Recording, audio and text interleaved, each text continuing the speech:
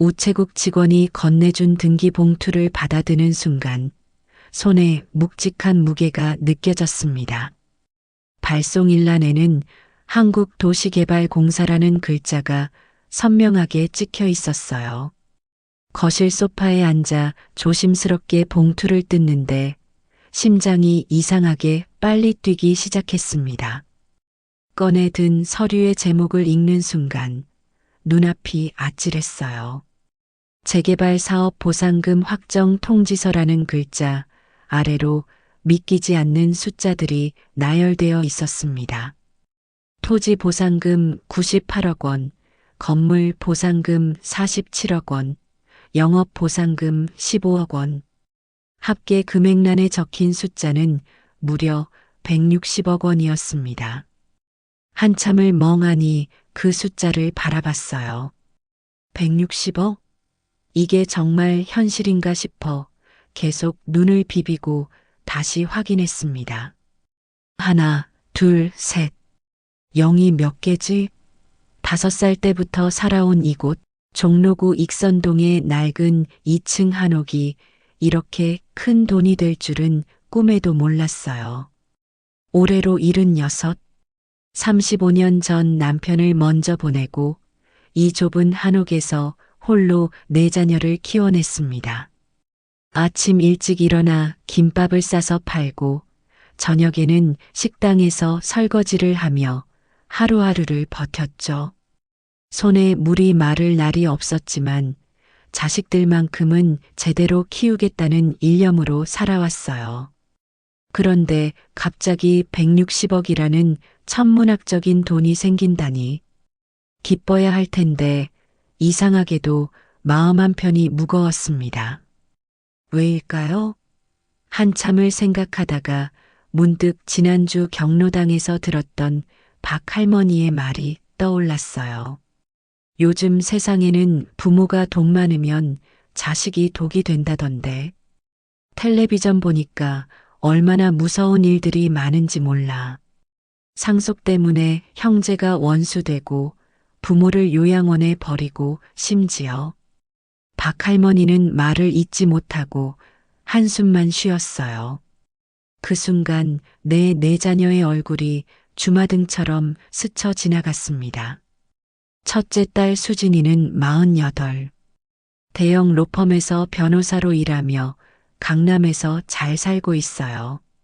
명문대를 나와서 남부럽지 않은 삶을 살고 있지만 요즘은 명절에도 바쁘다며 얼굴 보기가 힘듭니다.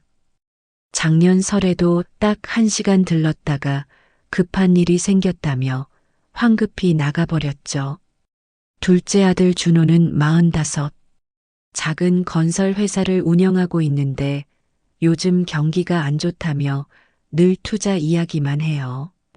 몇 달 전에도 전화해서 사업 자금이 급하다며 2천만 원을 빌려갔는데 아직 갚을 기미가 보이지 않습니다. 셋째 딸 미경이는 42. 병원에서 간호사로 일하다가 결혼한 뒤 전업주부가 됐어요. 교육열이 대단해서 아이들 학원비에 올인하는 중이라고 하더군요. 만날 때마다 돈 이야기를 꺼내는 건 아니지만 늘 여유 없어 보이는 얼굴이 마음에 걸렸습니다.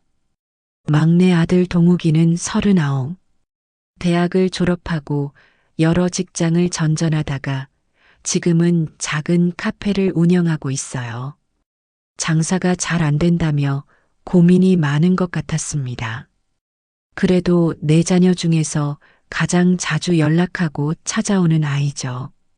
밤새도록 잠을 이루지 못했어요. 침대에 누워 천장만 바라보며 생각에 잠겼습니다. 160억이라는 돈 앞에서 내 자녀들은 어떻게 변할까? 혹시 돈 때문에 서로 싸우지는 않을까? 아니면 나를 요양원에 보내고 재산을 나눠 가지려 하지는 않을까? 새벽 4시쯤 됐을까요? 침대에서 일어나 거실로 나왔습니다. 창밖으로 보이는 익선동 골목길이 어둠 속에 잠겨 있었어요. 35년을 살아온 이곳, 남편과 함께 자녀들을 키우며 웃고 울었던 추억이 가득한 곳입니다. 식탁에 앉아 차가운 물을 한 잔 마시며 결심했어요. 그래, 확인해 봐야겠다. 내 자녀들이 정말 엄마를 사랑하는지 아니면 엄마의 재산을 사랑하는지, 돈이 없는 가난한 엄마 앞에서 어떤 모습을 보이는지 말이에요. 남편이 살아있을 때 자주 하던 말이 생각났습니다. 여보, 사람은 어려울 때 진짜 모습이 나와. 부자일 때는 누구나 친절하지만 가난할 때 곁에 남는 사람이 진짜야. 그때는 무슨 뜻인지 잘 몰랐는데 이제야 그 말이 뼈저리게 와닿았어요. 아침이 밝았습니다. 평소처럼 일어나 세수를 하고 거울을 봤어요. 주름진 얼굴에 하얀 머리카락. 세월이 많이 흘렀구나 싶었죠. 하지만 오늘만큼은 더 늙고 초라해 보여야 했습니다. 옷장을 열고 가장 낡은 옷을 찾기 시작했어요. 구석에서 10년도 더 된 검은색 바지와 회색 니트를 꺼냈습니다. 소매 끝이 해지고 색이 바래서 평소라면 절대 입지 않을 옷이었죠. 목도리도 가장 남루한 것으로 골랐어요. 거울 앞에 섰을 때 낯선 사람이 보였습니다. 초라하고 가난해 보이는 노인. 누가 봐도 도움이 필요해 보이는 모습이었어요. 완벽했어요. 바로 이게 오늘 필요한 모습이었습니다. 지갑에서 보상금 통지서를 꺼내 방 서랍 깊숙이 숨겼어요. 그리고 낡은 가방 하나만 들고 집을 나섰습니다. 첫 번째 목적지는 강남구 대치동, 첫째 딸 수진이의 집이었습니다. 지하철 3호선을 타고 대치역으로 향했어요. 출근 시간이라 지하철은 사람들로 가득했습니다. 깨끗한 정장을 입은 직장인들 사이에서 낡은 옷을 입은 내 모습이 유난히 초라해 보였어요. 대치역에서 내려 10분쯤 걸었을까요? 높은 아파트들이 즐비한 거리가 나타났습니다. 수진이가 사는 곳은 30층짜리 초고층 아파트였어요. 로비에 들어서니 대리석으로 꾸며진 화려한 실내가 눈에 들어왔습니다. 어디 가시는 길이세요? 경비실에서 젊은 경비원이 나를 가로막았어요. 눈빛이 날카로웠습니다. 내 초라한 차림새를 위아래로 훑어보는 시선이 불편했죠. 30층 3001호에 딸이 살고 있어요. 방문 예정이 있으신가요? 사전에 연락하셨나요? 아니요. 갑자기 급한 일이 있어서. 경비원은 인터폰을 들었지만 표정이 여전히 좋지 않았어요. 한참을 기다린 끝에야 겨우 허락을 받고 엘리베이터에 올랐어요. 30층까지 올라가는 동안 가슴이 두근거렸습니다. 정말 오랜만에 찾아가는 딸의 집이었어요. 지난번에 온 게 언제였더라? 아마 1년도 더 된 것 같았습니다. 엘리베이터 문이 열리고 복도를 걸어 1호 앞에 섰습니다. 초인종을 누르고 한참을 기다렸어요. 안에서 발소리가 들리더니 문이 열렸습니다. 엄마, 갑자기 무슨 일이세요? 수진이가 나타났는데 예상대로 놀란 표정이었어요. 하지만 반가움보다는 당황스러움이 더 크게 느껴졌습니다. 깔끔한 홈웨어 차림의 딸은 나를 위아래로 훑어보며 미간을 찌푸렸어요. 수진아, 엄마가 갑자기 찾아와서 미안하다. 급한 일이 좀 있어서 그래. 아, 네, 일단 들어오세요. 거실로 들어서는 순간 입이 다물어지지 않았어요. 엄청나게 넓은 공간에 값비싼 가구들이 가득했습니다. 커다란 소파, 최신형 대형 TV, 유명 화가의 그림까지. 앉으세요. 뭐 마실 거 드릴까요? 수진이는 건성으로 물었지만 부엌으로 가지는 않았어요. 대신 거실 한쪽 책상에 앉아 노트북을 켰습니다. 수진아, 잠깐 이야기 좀 할 수 있을까? 네, 말씀하세요. 근데 10분 후에 화상회의가 있어서요. 중요한 소송건이라. 그 말에 가슴이 답답해졌어요. 엄마가 왔는데 회의가 더 중요하다는 건가요? 수진아, 사실 엄마가 요즘 몸이 많이 안 좋아서 큰 병원에 갔었어. 그런데 의사 선생님이 심장에 문제가 있다며 수술을 빨리 해야 한대. 수진이가 고개를 들었지만 걱정스러운 표정은 보이지 않았어요. 그래요? 어느 병원에 가셨는데요? 서울대병원이야. 검사를 다 해봤는데 수술비가 만만치 않더구나. 이래저래 6천만 원 정도 든다는데 혹시 좀 도와줄 수 있겠니? 순간 수진이의 얼굴이 굳어졌어요. 노트북에서 시선을 떼지 않은 채 차갑게 말했습니다. 엄마, 6천만 원이요? 그게 적은 돈인 줄 아세요? 저희도 아파트 대출 상환에 아이들 교육비에 여유가 없어요. 그래도 수진아, 엄마가 아픈데. 엄마, 제가 변호사라고 돈이 많은 줄 아시는 모양인데 요즘 경기가 얼마나 안 좋은지 아세요? 저희 로펌도 구조조정 얘기가 나오는 판이에요. 수진이는 가방에서 지갑을 꺼내더니 10만 원권 지폐 10장을 꺼내 테이블에 놓았습니다. 이거라도 드릴게요. 병원비에 보태시고. 죄송하지만 더 도와드리기는 어려워요. 준호나 미경이한테 연락해 보세요. 그 순간 눈앞이 캄캄해졌어요. 6천만 원을 부탁했는데 겨우 100만 원? 변호사로 성공해서 강남 초고층 아파트에 사는 딸이 엄마의 생명이 걸린 수술비를 거절하다니. 수진아, 엄마 죄송하지만 정말 시간이 없어요. 이따 저녁에라도 전화 드릴게요. 수진이는 벌써 노트북 화면만 응시하고 있었어요. 나는 테이블에 놓인 100만 원을 집어들고 조용히 일어섰어요.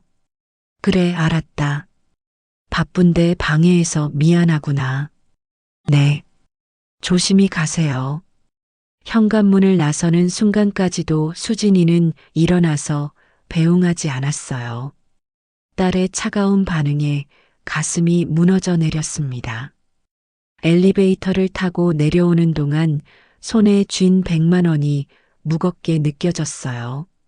로비를 나서니 차가운 바람이 얼굴을 스쳤습니다. 지하철을 타고 성수동으로 향했습니다. 둘째 준호가 운영하는 건설 회사가 있는 곳이에요. 성수역에서 내려 골목길을 10분쯤 걸었을까요?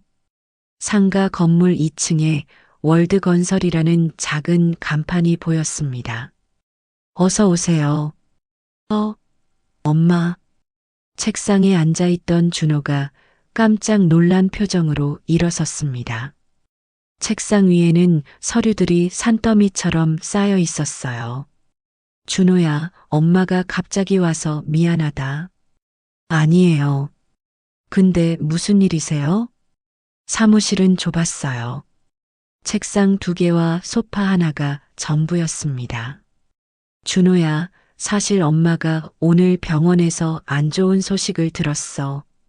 무슨 소식이요? 심장이 안 좋아서 큰 수술을 해야 한대. 빨리 하지 않으면 위험하다고 하더구나. 준호의 얼굴이 굳어졌어요. 그래서 수술비가 얼마나 드는데요? 6천만 원 정도 든다더라. 준호야, 엄마가 이런 부탁하기 정말 미안한데 혹시 좀 도와줄 수 있겠니? 그 순간 준호가 깊은 한숨을 쉬며 머리를 감싸 쥐었어요. 엄마, 지금 제가 그럴 형편이 안 돼요. 그래도 준호야, 내가 사장이잖니. 회사를 운영하는데. 엄마, 회사가 뭐가 있어요? 지금 직원 월급도 밀려 있고 은행 대출 이자만 해도 매달 수백만 원이에요. 솔직히 다음 달에 회사 문 닫을지도 몰라요. 준호의 목소리가 점점 높아졌어요. 책상을 탁 치며 일어섰습니다. 저도 지금 하루하루가 지옥이에요. 수진이 누나한테 가보세요. 누나가 변호사잖아요.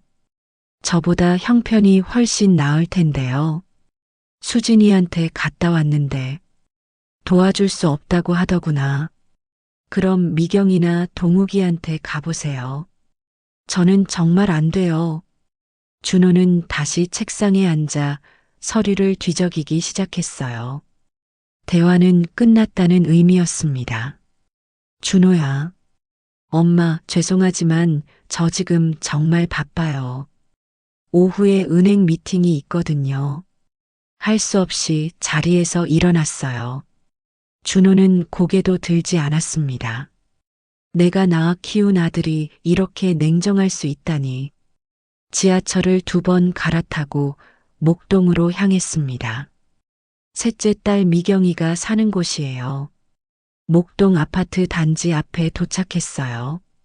경비실을 지나 15층으로 올라갔어요.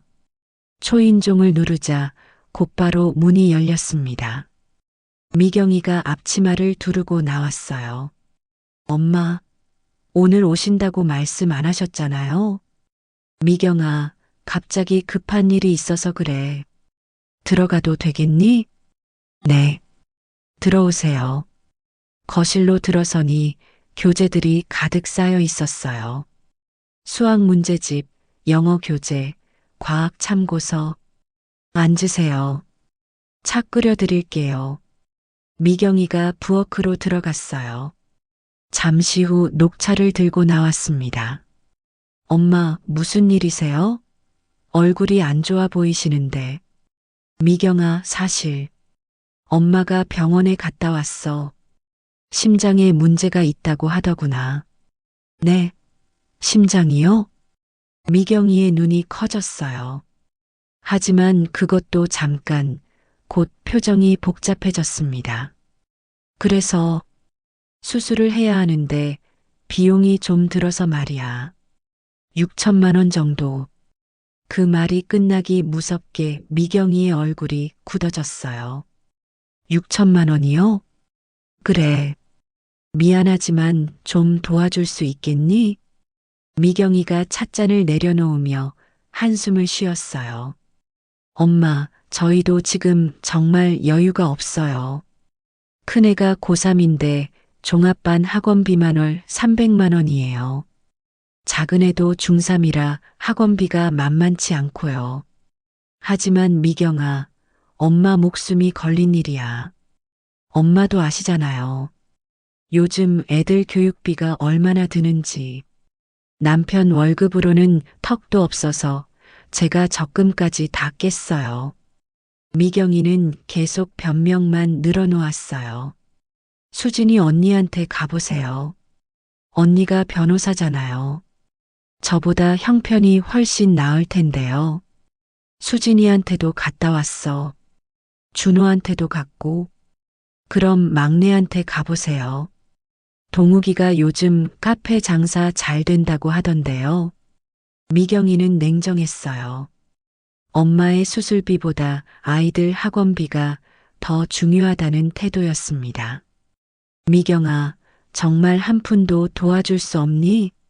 엄마, 정 급하시면 제가 50만 원 정도는 드릴 수 있어요. 그게 제가 도와드릴 수 있는 최대예요. 50만 원. 6천만 원이 필요한데 50만 원이라니. 엄마, 저도 최선을 다하는 거예요. 이해해 주세요. 지갑에서 꺼낸 5만 원권 지폐 10장을 테이블에 놓으며 미경이가 말했어요. 됐다, 미경아.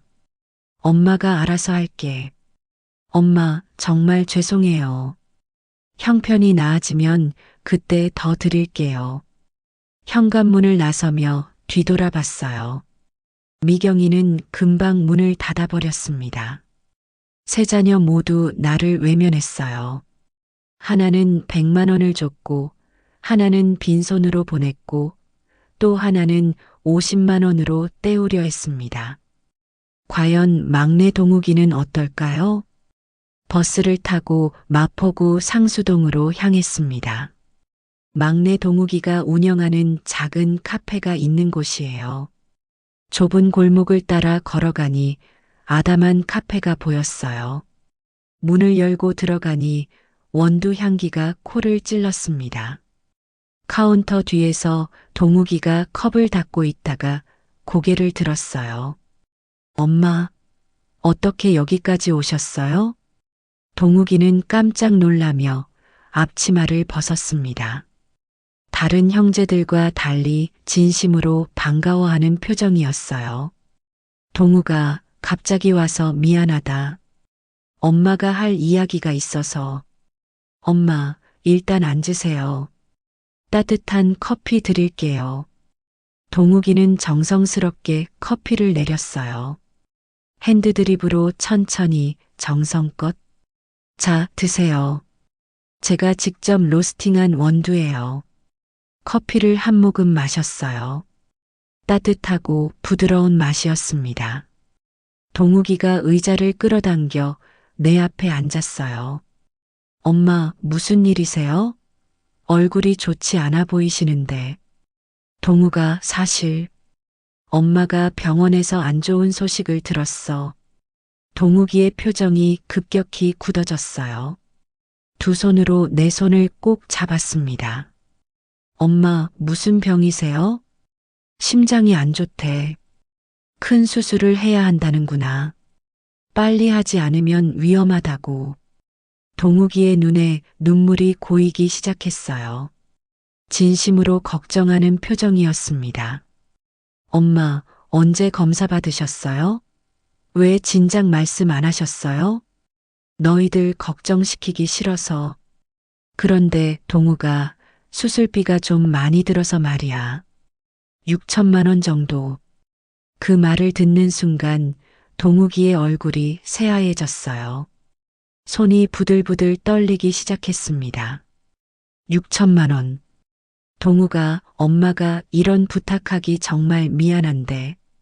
형 누나들한테도 다 가봤어. 근데 다들 형편이 안 된다고 하더구나. 동욱이는 한참을 아무 말도 하지 못했어요. 고개를 떨구고 두 손으로 얼굴을 감쌌습니다.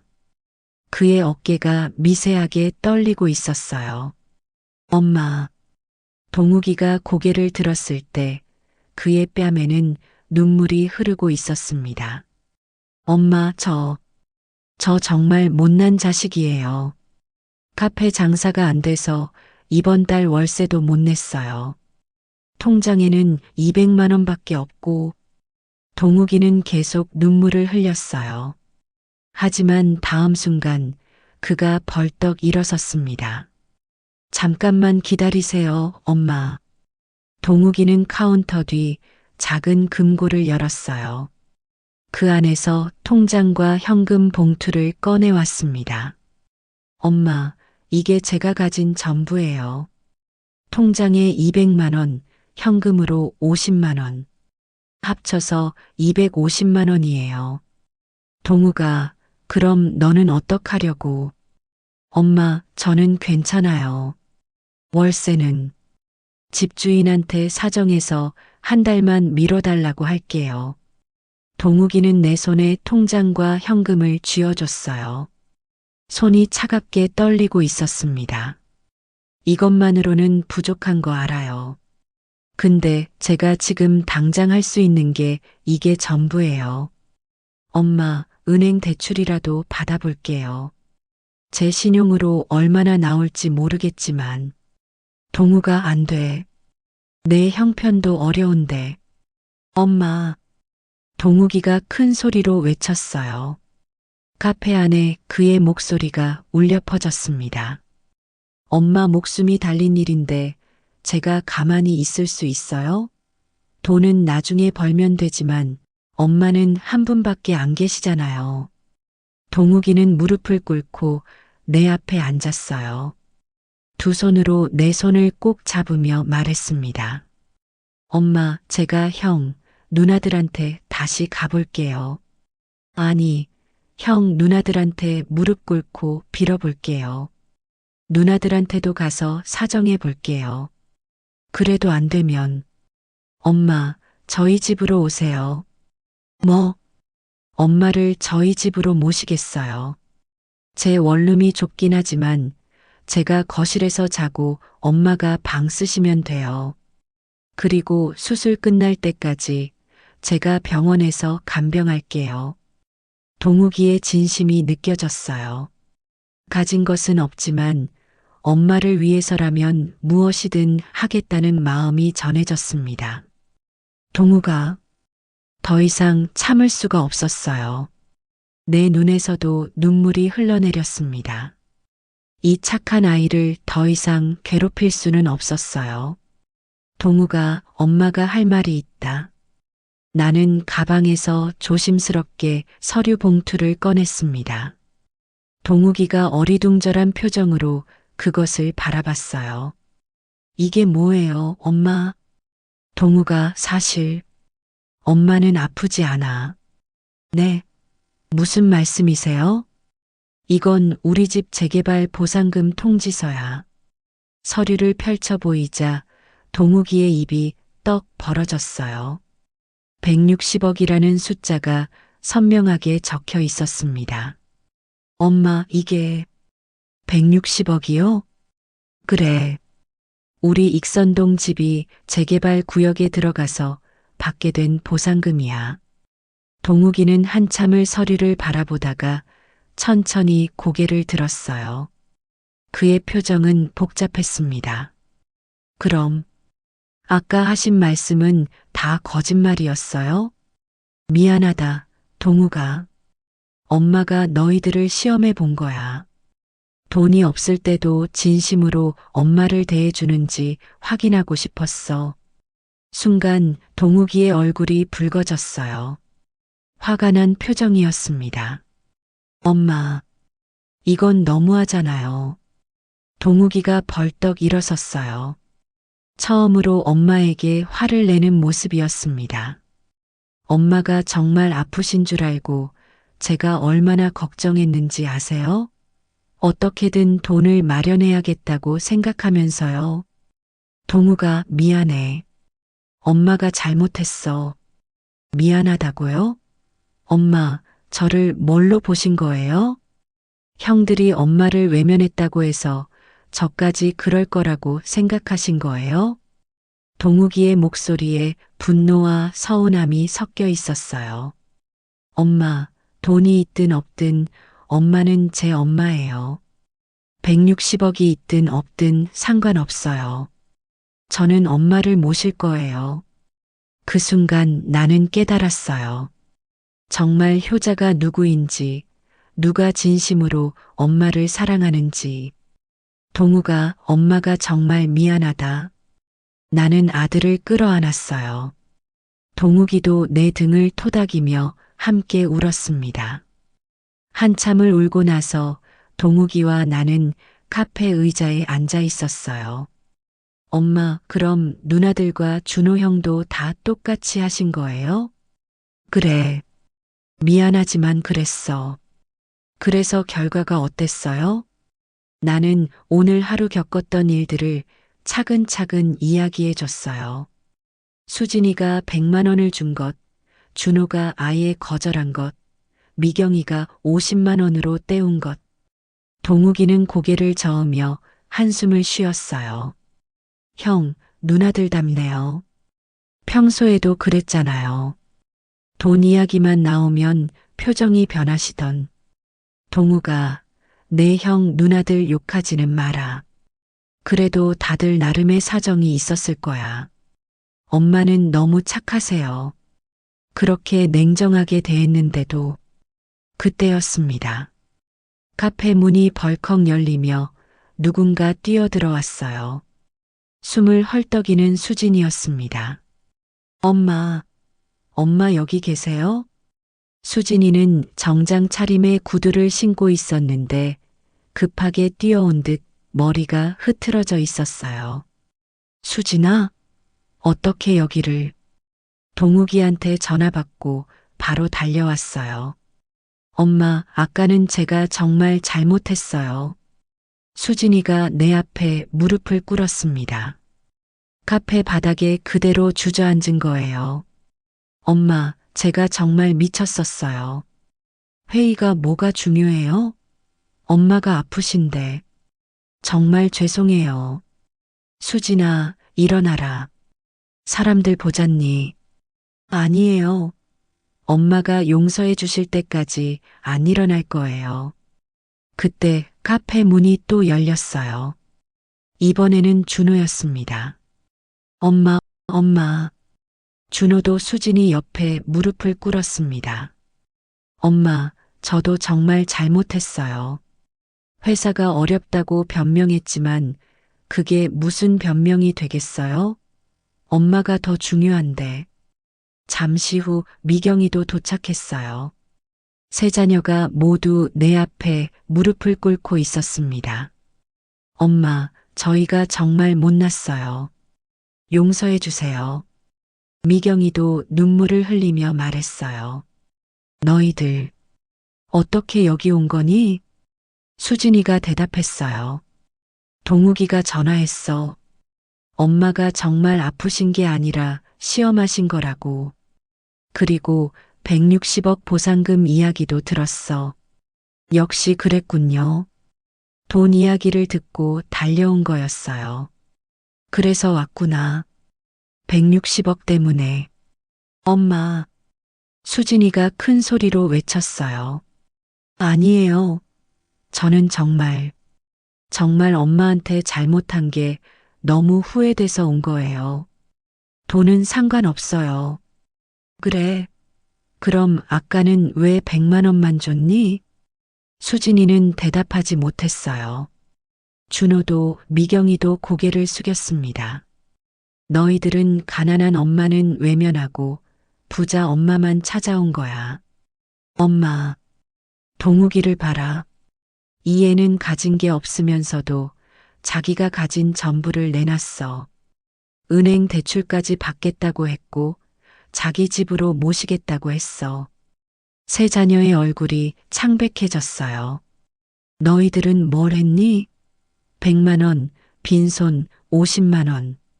돈이 문제가 아니라 너희들의 진심을 이번에 알았어. 이게 자식이 할 일이니? 엄마, 정말 죄송해요.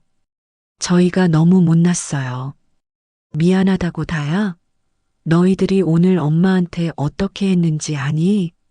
내 목소리는 점점 커졌어요. 수진아, 넌 회의가 더 중요했지. 준호야, 넌 은행 미팅이 더 급했고. 미경아, 넌 애들 학원비가 더 소중했어. 그렇지? 세 자녀는 아무 말도 하지 못했어요. 동욱이만 달랐어. 유일하게 엄마를 진심으로 걱정해줬어. 동욱이가 나를 말렸어요. 엄마, 그만하세요. 형, 누나들도 나름의 사정이. 동욱아, 넌 조용히 있어. 나는 가방에서 보상금 통지서를 꺼냈어요. 세 자녀의 눈이 그 서류에 고정됐습니다. 이 160억 원은 전부 동욱이한테 줄 거야.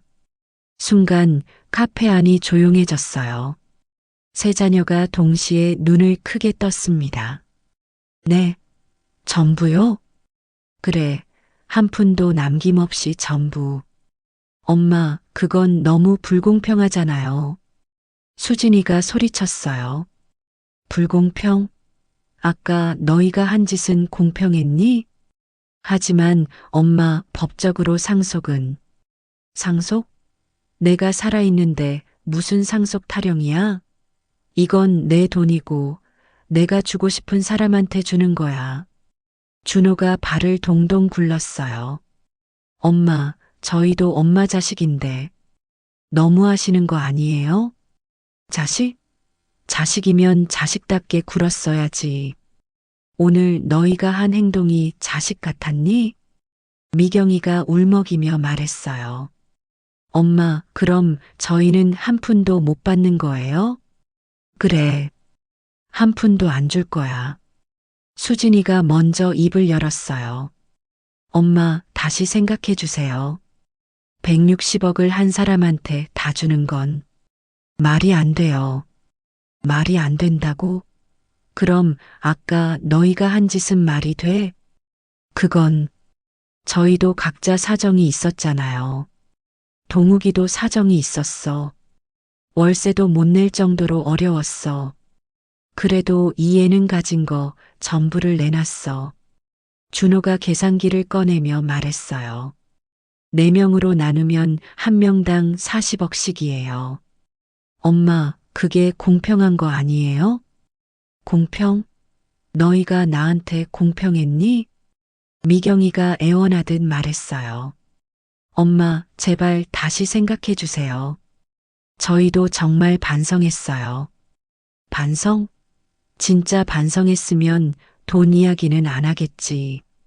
그때 수진이의 표정이 변했어요. 냉정한 변호사의 얼굴로 돌아왔습니다. 엄마, 법적으로 따지면 저희도 권리가 있어요.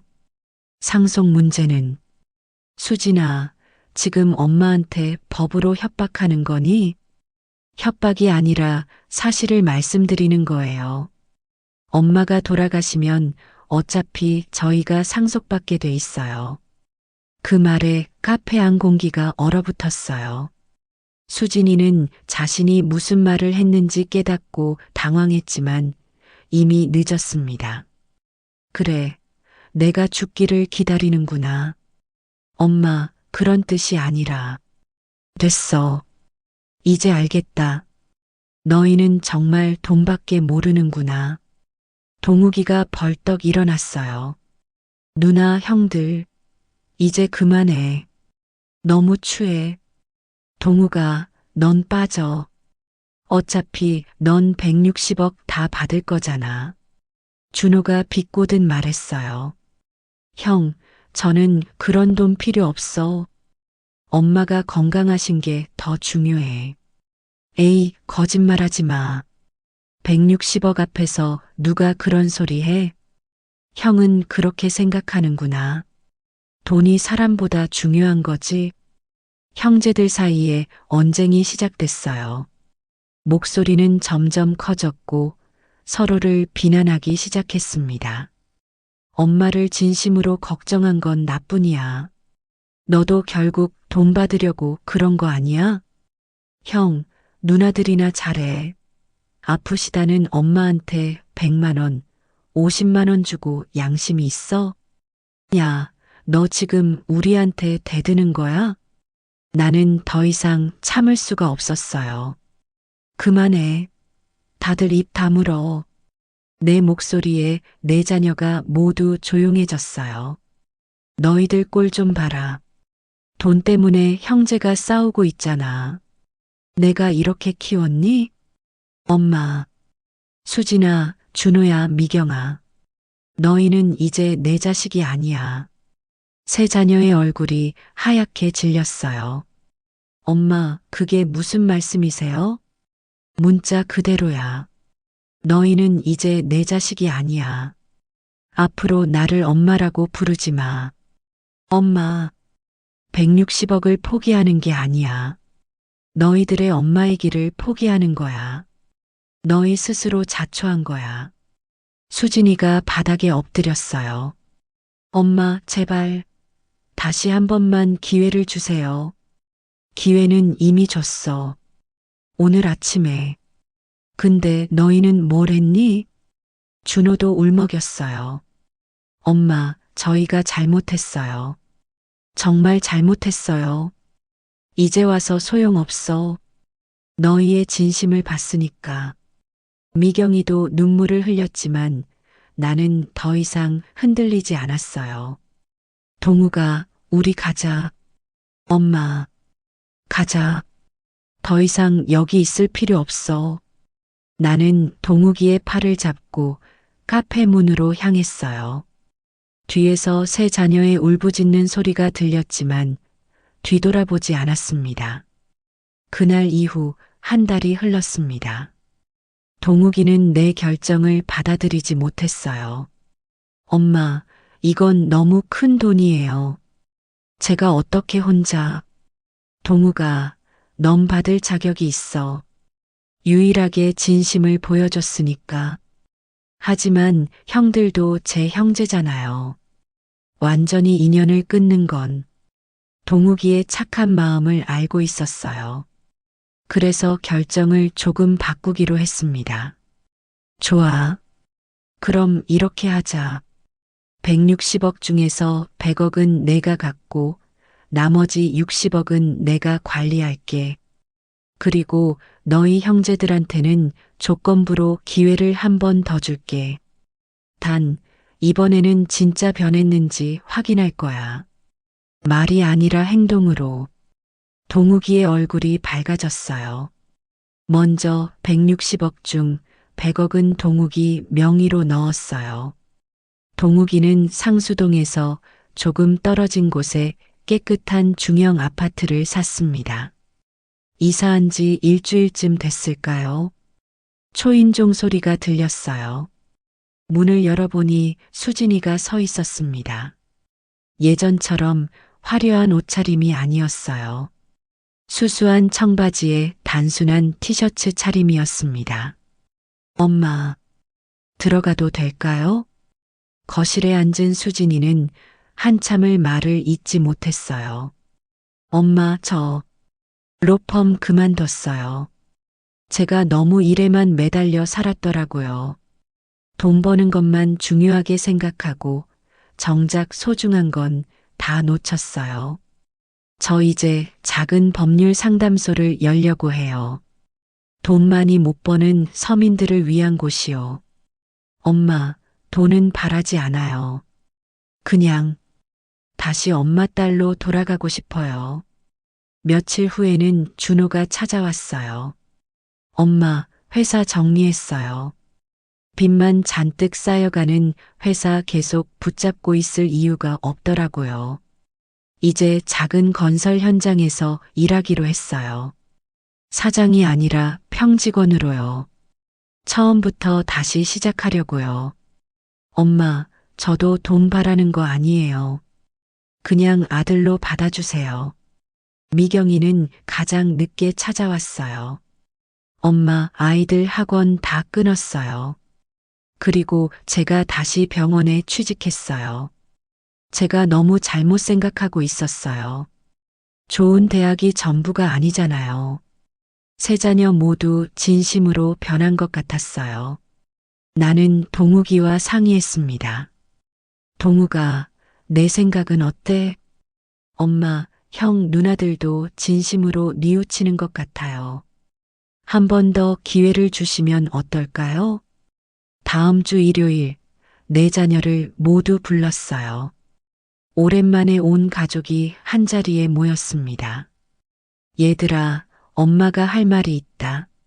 너희들이 진심으로 변한 것 같아서 엄마도 결정을 바꾸려고 한다.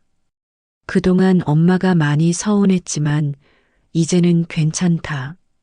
그래서 말인데 160억 중에서 100억은 동욱이가 받는 건 변함없어. 가장 큰 몫을 받을 자격이 있으니까. 나머지 60억은 이렇게 나눌 거야. 수진이 15억, 준호 15억, 미경이 15억. 그리고 나머지 15억은 내가 갖고 있을게. 그날 저녁 온 가족이 둘러앉아 함께 저녁 식사를 했습니다. 진수성찬은 아니었지만 그 어느 때보다 맛있는 식사였어요.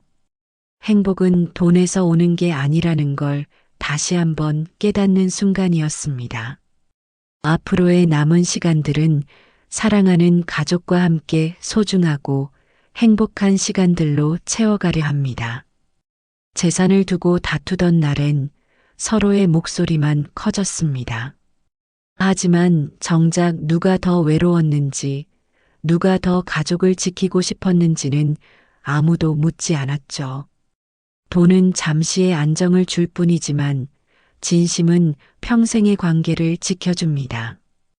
가족이라는 건 결국 이익이 아니라 이해로 이어지는 인연이니까요.